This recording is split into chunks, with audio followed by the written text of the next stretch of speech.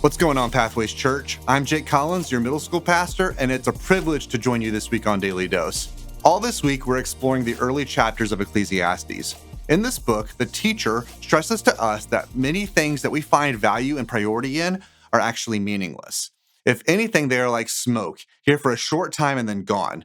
The challenge to all of us is to look at these things with a healthy perspective while keeping in mind what is eternal: God, His Word, and His purpose. Yesterday, we looked at the idea of work and how it looks different depending on your background. Now, I don't know a whole lot about the corporate world, but I used to serve with a lady who had a background in this arena. She said that you can divide business people into some big categories based on how they are going to function within a company. Some of these people are called climbers. They are the people who are going to start at early level positions, but are going to work their way up the ladder. If we're honest, many of us would love to be climbers. This kind of journey brings a steady increase in influence and income over time. But as with so many things, it's ultimately Havel. It's meaningless.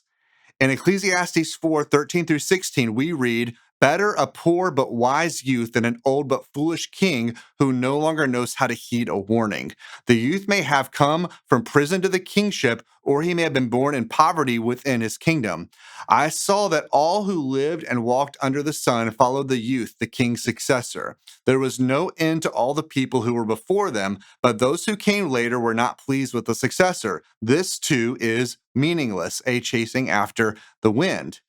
Here we see two characters, the king and the successor.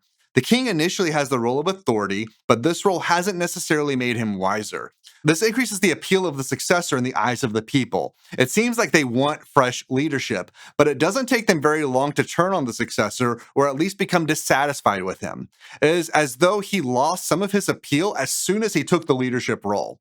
The writer seems to imply that the same thing will happen again and again. If you've ever been in a leadership role, you can probably relate to this passage in some way. Leaders are called on to make difficult decisions, and these decisions are often unpopular. In these moments, others might find themselves thinking, well, if I were the leader, I wouldn't have done that.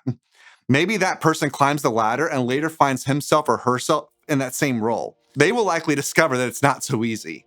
We can convince ourselves that things will somehow get easier or more fulfilling if we climb to a certain role. That's not necessarily the case. Now, if you're watching this and you are a climber, keep climbing. If you've got a leadership role in your company or community, we have confidence that God has you there for a reason.